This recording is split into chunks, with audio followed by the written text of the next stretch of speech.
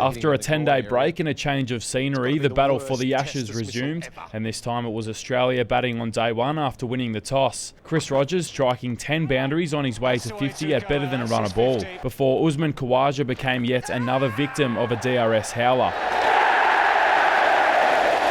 That first replay, it didn't look to me as if he had hit it. Well, I think they've checked for the noise. Wasn't much there. There's no hot spot, so I think there's enough evidence to overturn this one. Well, I can't believe that.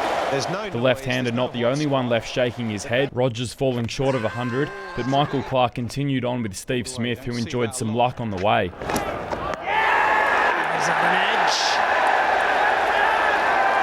The Aussie skipper posting his 24th Test 100. A century for Michael Clarke. Clarke and Smith unbeaten with the tourists taking day one honours. The pair bringing up a 200-run partnership before Smith fell to Swan. Should be taken. Man is underneath it. The English fans made David Warner feel welcome.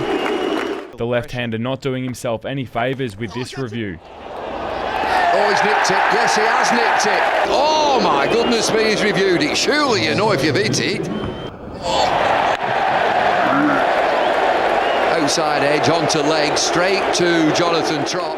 Clarke eventually falling as the Aussies declared beyond 500. 2 late wickets on day 2 capping off a commanding day. The Australian pace attack continued their stranglehold on the morning of day 3. Kevin Pietersen looking vulnerable early as his captain reached 50 up the other end. Pietersen soon finding his feet with back-to-back boundaries when just shy of lunch, Cook fell to a screamer from Brad Haddin. And his edge down the leg side.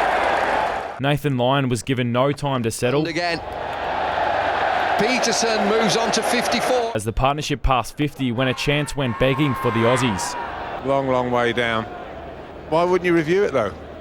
And there you go. If it had been reviewed, he was gone. Pietersen was making the most of his reprieve, powering his way to a 23rd Test 100. To 100, what a talent he is. Superb knock. England nearing the follow-on target before Mitchell Starc removed Johnny Bairstow, followed by the century maker in quick succession. Big appeal given him. England quickly set about reducing the Aussie lead, Matt Pryor and Stuart Broad ensuring Australia would have to bat again. This time Broad needing no instruction to depart after edging through to Brad Haddin. It's an unusual sight. Broad's turned and gone back to the pavilion. With just over 5 sessions left, Australia went about setting a target with David Warner promoted to open. The Old Trafford deck starting to play tricks, Warner reaching 41 before picking out an old sparring partner. It is. It's Warner to root. Australia leading by 331 when umpires deemed the gloomy Manchester skies unfit for play. Michael Clarke furious as play was abandoned with more than 30 overs left in the day. With heavy showers overnight and continued rain throughout the morning, Aussie hopes were boosted as the Manchester skies cleared enough for play to begin. Michael Clarke declaring straight away, throwing the ball to Ryan Harris, who immediately responded, trapping the England skipper in front. That's very close and given. Jonathan Trott lucky to survive as Harris pressed hard for a second and was soon rewarded, breathing life into an unlikely Aussie win. A charging Peter Siddle finding the edge of Joe Root. What a drop. Clarke's slip-up soon forgotten as Siddle found another edge, this time Kevin Pietersen. Leave it given.